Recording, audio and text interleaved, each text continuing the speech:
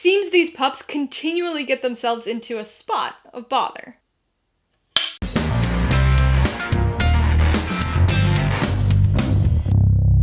Hey everybody, welcome to Mainely Movies. Today I'm going to be ranking the 5 films of Disney's 101 Dalmatians franchise as part of my franchise Rankography series. If you're new here, please consider subscribing for a variety of movie-related content like reviews, rank lists, and trailer reactions. So what is a Rankography exactly? Well, it's my ranking of a filmography, whether that be a director's output, an actor's appearances, or even an entire franchise. My Rankographies are based on my personal preference, and I rank movies according to how much I enjoyed them, rather than any specific technical merit or attribute. Remember, this is just my ranking, not the ranking, so be sure to post your own personal ranking of the 101 Dalmatians franchise in the comments below. 101 Dalmatians is kind of an interesting franchise, because it's both quite varied and also incredibly homogenous. This franchise spans 60 years and has animated films, live-action films, theatrically released films, direct-to-video films, sequels, prequels, and more Dalmatians than you could wag a tail at. But despite those differences, there's certainly some common threads through all of these films, including the absurdity of the repeated attempts to steal a huge number of Dalmatians to make a coat.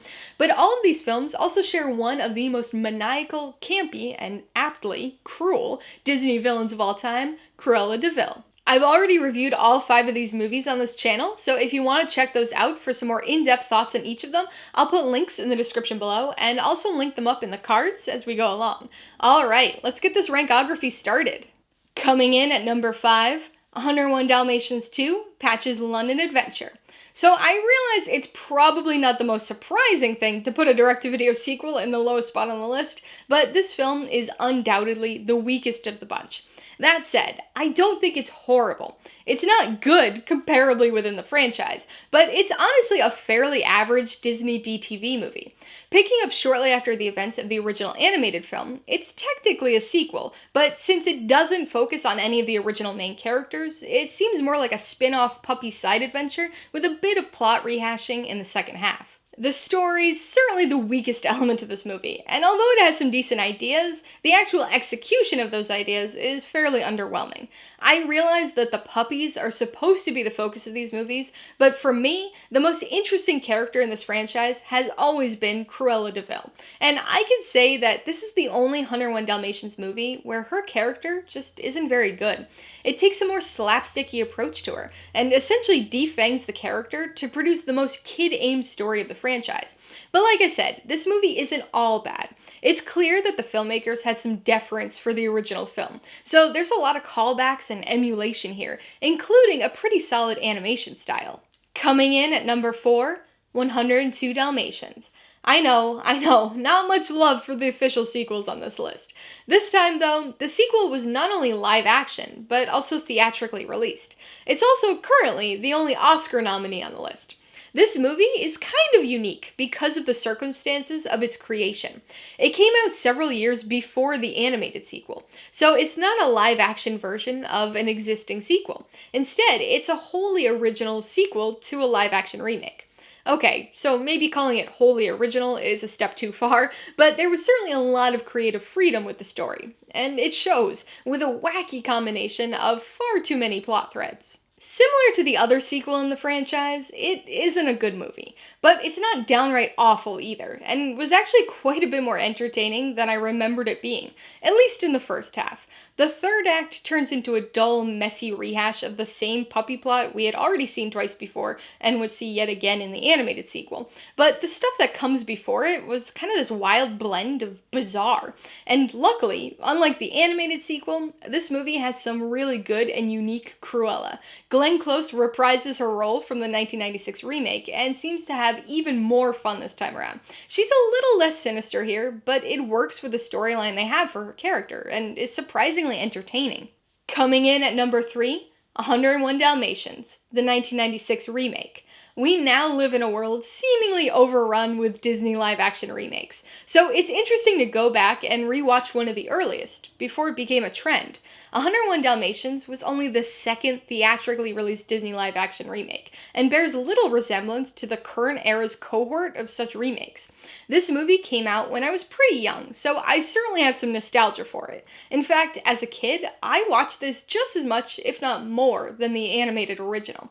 It doesn't hold up quite as well as I remembered, but it's still a fun little dog-centric family movie. The original film is a mere 79 minutes long, so this remake expands on certain things. It really fleshes out the initial setup and the relationships among the characters. There's some nice romantic comedy elements between Roger and Anita. We have a more reasonable explanation as to why Cruella gets involved in their lives, and yet, even with these character expansions, the story still stays true to the original. We may lose the charm of the animation and of the dogs talking to one another, but we're treated to some adorable puppies and some really good canine acting from Pongo and Perdita. And of course, I can't forget to mention Glenn Close as Cruella, who absolutely steals the show and is easily the best part of the film. She's so over the top and theatrical in her villainy, but it works incredibly well, and she manages to come across as even more evil and despicable than her animated counterpart. Coming in at number 2, 101 Dalmatians, the 1961 animated original. I may have grown up during the Disney Renaissance era, but as a kid, I watched the whole gamut of Disney movies. The animal movies were among my favorites, so my VHS of 101 Dalmatians got more than its share of plays. Like I mentioned before, I was pretty young when the remake came out, and watched both movies a lot during the same time period. And so as I've gotten older, I've realized just how much I actually conflated the two films. And even though I had slightly more positive memories of the remake, I've found that I actually slightly prefer the animated original as an adult. This was, and still is, a groundbreaking film for Disney. It was a turning point for the studio, and served as a guinea pig of sorts for some experimental changes to the then standard Disney film structure.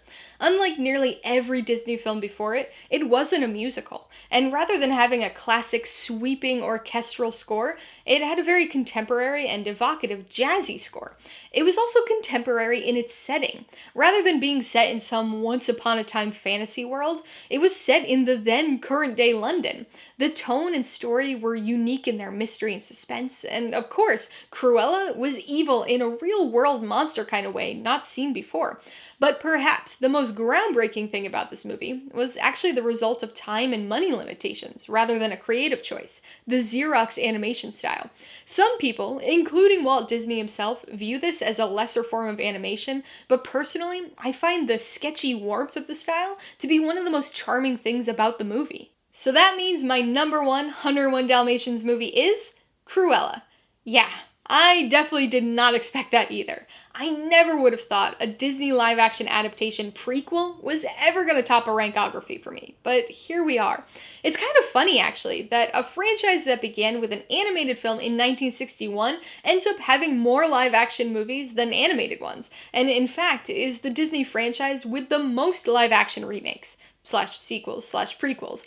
I know how this one sounds on paper. An origin story for the crazy villain who wants to kill puppies to make a coat, but this film does a really good job of crafting a compelling caper and providing interesting and informative backstory without making Cruella an overly sympathetic character. Emma Stone does a great job here, portraying a likably unlikable character, and giving us some interesting insight into the relationships and events that shaped who Cruella would become.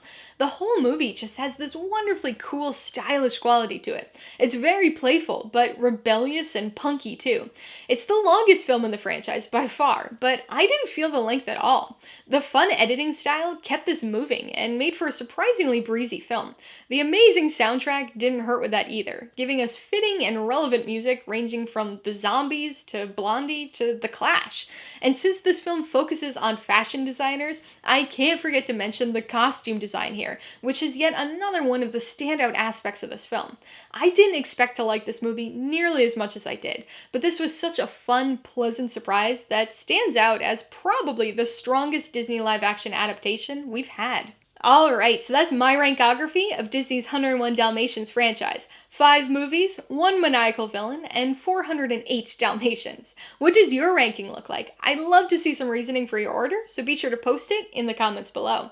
Remember, I've already reviewed all 5 of these movies, so you can check those videos out if you want some more in-depth discussion of each, as well as my ratings, pros and cons, and even tailored film recommendations. And if you're interested in buying any of these movies, I do have affiliate links for all of them in the description below. I get a small commission from anything you buy using one of my links, so I'd really appreciate it if you use them if you're in the market for any of these movies. Alright, so if you got some enjoyment, insight, or information out of this rankography, I'd appreciate it if you'd hit that like button. And if you haven't done so already, please hit subscribe or add it to see more videos like this, as well as movie reviews. Till next time, this has been Alyssa with Mainly Movies, the way life should be.